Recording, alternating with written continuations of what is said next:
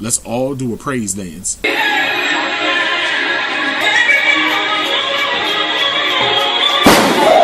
Because Claudia was not in the episode last night, and I love it when she's not there. Lucius is finally getting his strength back.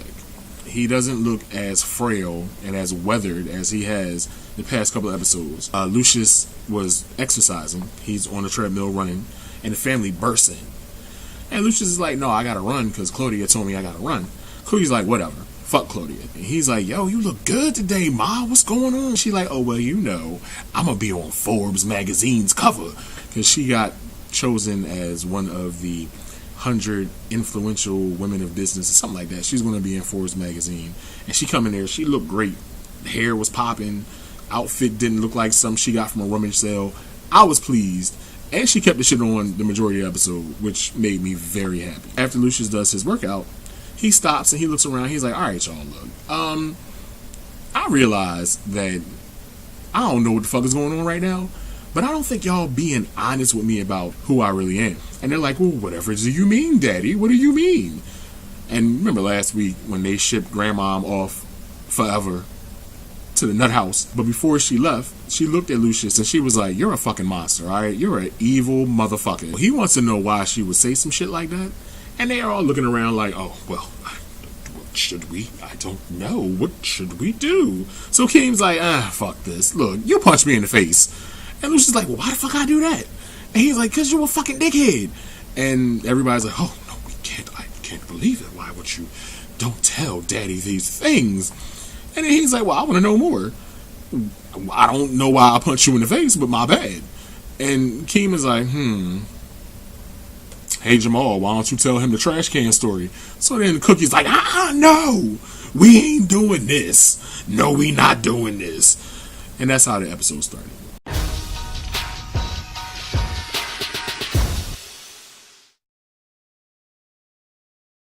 Andre lying.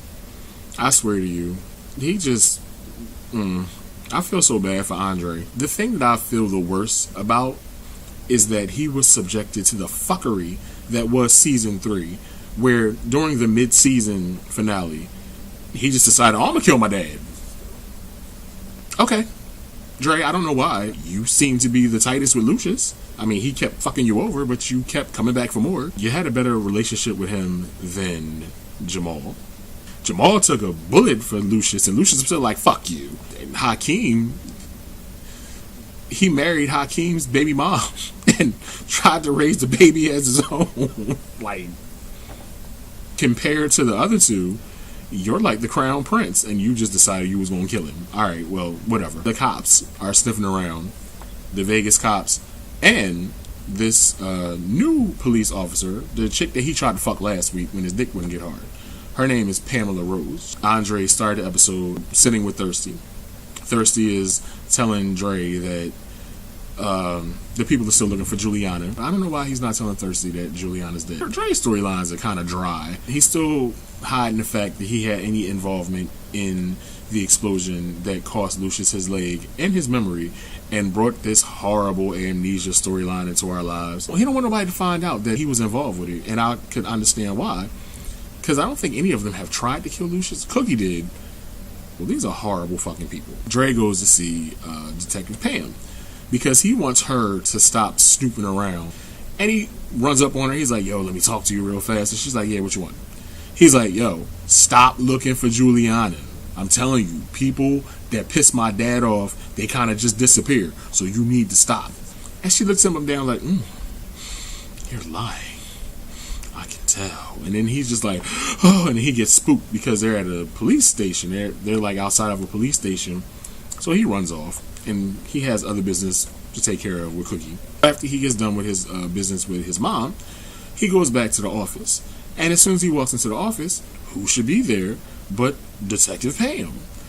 And he's like, well, what the fuck you doing in here? And she's like, I'm the cops. I do what I want. But Daddy, let me tell you, when I saw you earlier and the cops was coming, I got a little moist. And Dre is like, what the fuck? Okay, get the fuck out of my office. She's pretty much letting him know, I'm not going nowhere. I'm a cop. I'm going to find out what's going on. So just be ready to see more of me. Sure enough, by the end of the episode, because Dre ain't really had that much going on, after he sees Pam in his office and he leaves, he goes home. He on the balcony.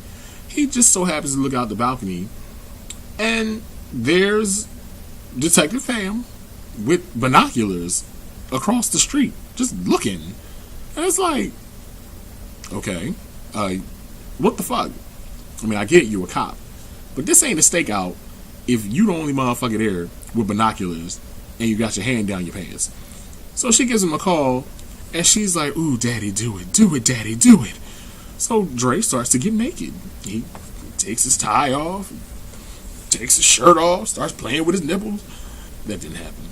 It happened up here. It didn't really happen, but, you know, in my version, that's what happened. And while he's doing all this, she across the street with the binoculars, she fold them into one, slide them into her pants, take off her jacket, and she's just like, yes, daddy, yes. I don't know what's going on with this crazy freak-ass broad. Andre has an affinity for crazy women, because Rhonda was crazy. Was Rhonda crazy, or was she just white? And then, after Rhonda, there was nobody. Oh, no, Nessa. The fuck is Nessa? But Nessa wasn't crazy. Nessa was just dumb. And then he was fucking Eva Longoria, which was also another stupid-ass storyline from Season 3. Let's give Season 3 the Judy Winslow treatment.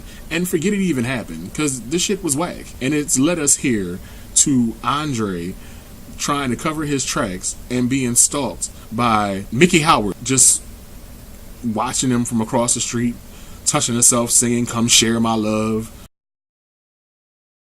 Cookie is in full empire mode now. All the major decisions, they come from her. And after she decided that she was going to do this 20 for 20, she now has to lay out the plans for how it's going to happen. She's in the conference room talking about how they're going to execute the whole 20 for 20. Shine comes in with his goons, and he's just like, Cookie, what the fuck? And Cookie's like, I don't really need to see you right now. So she gets up, exits, because she has other things to do.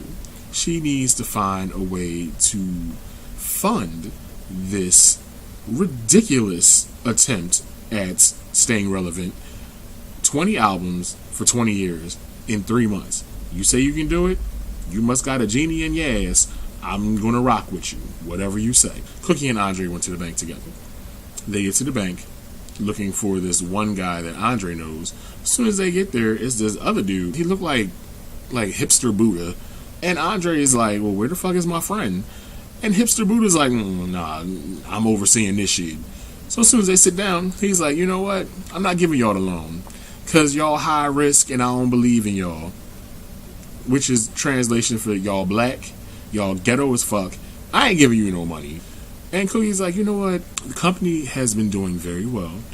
Business is booming. And you're full of shit. Good day, sir. And she gets up and leaves. Throughout the entire episode, she's been having these flashbacks of the time that she was in jail.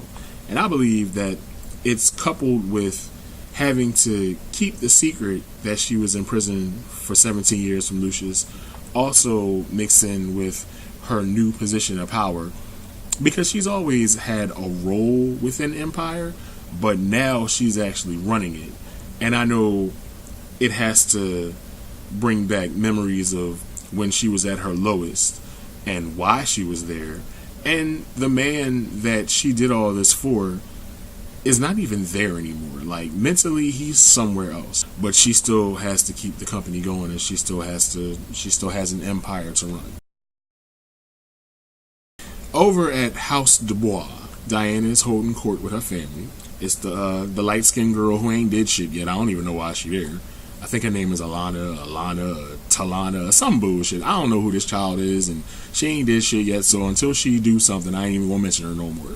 Angelo, who we haven't seen since Cookie played the shit out of him last year. We ain't seen that motherfucker. And rightfully so, because I'd be in hiding. I wouldn't be nowhere near New York. Oh my God, he did so much for that lady.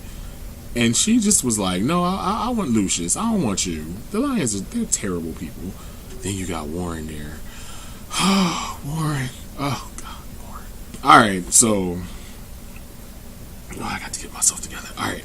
So she's talking to Warren and the other one, and Angelo's sitting there, and she's putting the plan together. The way that she has it structured, she has likened the lion children to characters from The Wizard of Oz. She says that Andre is the scarecrow. Because he's scared? I don't the fuck know. She assigned Andre to that girl who ain't did shit yet. Warren has to take care of Jamal. Warren refers to him as the Tin Man. Because, he's going to take his heart and snatch it out and throw it up against the wall. Jamal's so goddamn stupid, but I understand. And then she said, and I'm going to meet with Hakeem later. He's the cowardly lion. And I'm like, well, yeah, I can kind of see that, because Hakeem, he talk a lot of shit, but he ain't about that life. He not gangster. He just this spoiled little boy with a baby. As they're having this meeting, Angelo, he drunk as shit. He's like, it's some bullshit. I can't believe this happened. And then he get mad at Warren, because Warren is executing the plan, and he called Warren a whore. Warren is just sitting there like, yeah, I am, and what? I'm gorgeous, nigga. Fuck it. So as he's sitting there all pissed, I don't believe it. She played me. Oh, mama, she played me. So she like slaps the booze out of his hands like, get yourself together, motherfucker. This ain't how Huxtables act. Oh, wait, wrong show. I'm sorry. I'm going to make Cookie pay. I'm going to make her pay, make her pay, make her pay. And I believe she is. Lucius has decided that it's time for him to find out more things about himself. So he goes to Jamal. The last person I would have thought that he would be leaning on. Lucius is like, I want to go to Empire. I want to see all the things I've done. I want to see this building that y'all won't let me go to because I'm fucked up. And Jamal's like, well, how the fuck we gonna get in there? In walks Thirsty, because Thirsty makes shit happen. And he was like, all right, well, you know what? I'll let you. I'll sneak y'all in. So Thirsty sneaks Lucius and Jamal in, so Lucius can see Empire. So Jamal takes him to this one room, and he's like, this is where everybody chills and drinks and shit. And Lucius is like, oh, this is mine. So he steals some lollipops, which I thought was kind of funny, because regular Lucius would never do no shit like that. Regular Lucius would be like, yeah, this is all my shit. Why the fuck you here? Where's the nearest trash can? Jamal takes Lucius into the studio, plays one of my favorite songs from Empire is Chasing the Sky. Even though when Terrence Howard starts singing on the actual track, I'd be like, ugh. But it's still a good song. While Jamal is in the studio, he gets a call from the receptionist. The receptionist is like, oh, look, somebody really good looking is here to see you. And it's fine ass morning. But Jamal don't want to be bothered because he's in the studio with Lucius, and nobody's supposed to know about Lucius's condition. As he goes to open the door, Warren is standing there, and he looks in, and he's like, oh, is that your dad? And Jamal's like, no. And Warren wanted to take Jamal out to lunch. Like, he showed up unannounced, trying to be romantic and shit, playing a role like he really give a fuck, because he don't give a fuck. And Jamal's like, no, boo, just come back later. We have dinner. All right, bye. Get the fuck out. Jamal goes back inside the studio, and he's talking to Lucius, and they're listening to the music, and then he like tries to play around with the controls, and he like kind of fucks up the whole flow. So he's like, well, let's sit down and talk. And he begins to ask Jamal about the trash can story that Hakeem alluded to earlier. But before they can even get into that, Shine bursts into the room. Lucius has to play the role like he knew who Shine was. He called him Moonshine, and I don't know if that was like his actual name. I've never heard him call him that before, not to my knowledge. And Shine is kind of looking at Lucius like, what the fuck is going on with him? And he can tell something is wrong, and Jamal's not saying anything at all. Shine takes it upon himself to play a track for me, because he's part of the 20 for 20 as well. So he plays this track for Lucius, and as soon as the track begins, them fucking ugly ass memories that he's trying to suppress, the ones that Claudia said we shouldn't let come out. No, them motherfuckers started coming out. And once again, he had a wild out session where he was like, oh shit, he just didn't want to be bothered. Jamal goes after Lucius after he gets up. So Shine grabs Jamal by the arm. He's like, hey, what's going on with him? He's slow now, ain't he? So Jamal leaves, and he's like, fuck you, Shine. You ain't shit anyway. So they go back to the crib. Lucius knows that everybody is treating him with kid gloves, and he just wants everybody to be honest with him. Jamal finally tells Lucius the trash can story. And when you see the hurt in Lucius's eyes and just his whole demeanor changes, like, I can't believe I did that to you. And Jamal tries to cover it up. He's like, well, Dad, you from a different era. And Lucius was like, no, that's fucked up. That's not cool. You know what? I apologize. I'm so sorry. And it's such a good scene because I don't think he's ever apologized for that. But at the same time, he got amnesia. So I don't think he's going to remember any of this shit once his memory finally kind of snaps to attention. But it was good to see that exchange between Jamal and Lucius. Even though after Lucius apologized, you could see Jamal was touched, but at the same time he had this look on his face like, damn, why couldn't he say this? Why he wasn't under the spell of this amnesia. So after Cookie was denied the loan, she got all this shit on her mind. She don't really want to think about too much. She just wants to go to the photo shoot. There was a photo shoot earlier in Lucius's office. There's another photo shoot with the other women, the other powerful women in business. So as soon as Cookie walks in, she grabs a glass of champagne. And who should happen to be there at the photo shoot? Diana. She turns around like, Cookie, darling, it's gonna be fun. So Cookie's getting her makeup done and shit. Diana is off to the side talking to the other ladies. So Diana's over there talking shit. Cookie been to jail. She got turned down for a loan. She ain't shit. She don't douche. You know what I'm saying? Just saying a whole bunch of bullshit. So Cookie goes over and she's like, excuse me, Diana, if there's something you want to say, you say it to my motherfucking face. And Diana's like, oh, we were just talking about prison. Don't you know about prison? Don't you? But I get why Diana's like this. She gave Cookie a chance. Cookie gave her ass to kiss. She played the shit out of Diana's son. I can see why she would be upset. During the photo shoot, she just felt real uncomfortable and she kept having the jail flashbacks and shit. So she gets up, she faces the ladies, and she says, you know what? I'm having a real fucked up ass day. I got turned down for a loan, and bitch, I know that we have some bad blood between us, but I don't really have the time for this right now. I'm leaving. So as soon as she turns to leave, one of the ladies is like, you know what, Cookie? I understand everything you're going through right now. Something happened to her husband, and the bank wouldn't give her no money. And then she was like, so I know what you're talking about. I'm going to give you $10 million. And Cookie was like, $10 million? Shit. So after she said that, the rest of the ladies was like, yeah, Cookie, right on, yeah. So you see Diana sitting there, she like, these bitches done turn their backs on me. So Cookie, she's like, all right, well, fuck it, I'm gonna stay. Let's take these pictures. So she's standing next to Diana. Diana grabs her hand. She's like, you know what, Cookie? The bad blood is over. And she grabs her hand, and Cookie kind of look at her like, what the fuck? All right, if you say so, old broad. And then at the end of that segment, Diana gets picked up by her driver, and as she gets into the car, we find out that the banker who turned Cookie's loan down is also one of the Dubois. I don't know what his name is, Buddha Dubois or whatever. And he was like, cousin, I shut that bitch down. And Diana's just like, drive, please. I guess it was like a sexless partition. Like, driver, roll up the partition, please. We got a scheme. Girl, what happened? I think Buddha Dubois might be family. And if he ain't, he might have a story to tell somebody next week. At the end of the episode, Cookie finally reveals to Lucius why she was away for 17 years. She goes back home, and Lucius is painting on the wall with Bella's watercolors. I don't know what the fuck he was doing, but I think he said it calmed him down to some shit. So she walks in, she sees him painting on the wall, and she's just like, whatever, I don't have the time for this. And since she's had all these jail flashbacks throughout the course of the day, she figures, oh God, it's time. Let me tell this motherfucker where I was for 17 years. Lucius, darling. Yes? Painting and shit. Lucius, I was in prison. And he was like, oh, damn. Well, that's fucked up.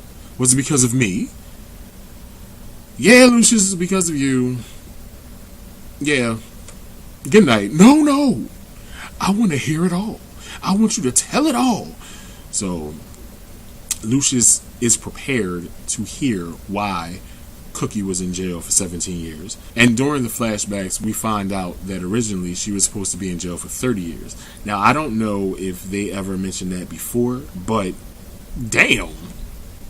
She was going to do 30 years in prison and only did 17. Only. Fuck that. 17 is still a long ass time. And I guess she'll tell him all about it in the weeks to come or next week.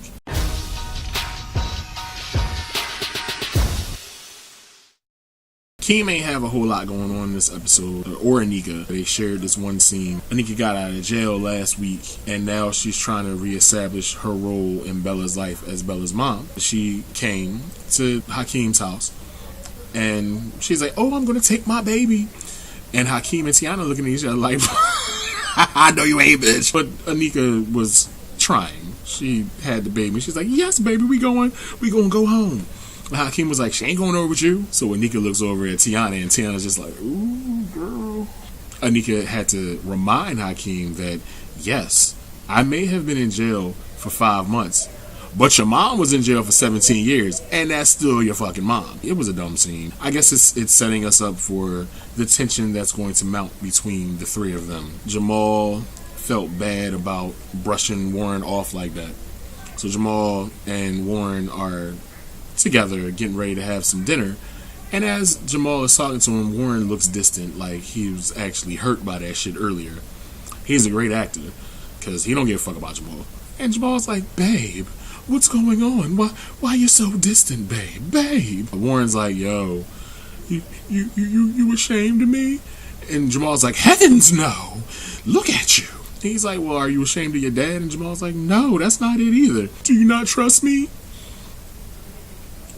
Here we go again with the motherfucking trust line. Because that's the same line that Claudia used last week to get Lucius to make her stay. Warren used that shit last night. He told Jamal the story about how his dad was a drunk or some shit like that, and how they didn't have the best relationship. So then he hit him with like, well, if you don't trust me, then I should probably leave. And of course, you know, Jamal's like, don't leave me, daddy, please, daddy, please. My father has a brain injury. Don't take all the chocolate away, daddy. And of course, you know, it's all game for Warren to take that information back to Diana so she can exact her revenge. Jamal's so goddamn stupid. And then again, have you seen Warren? I mean, goddamn, even they know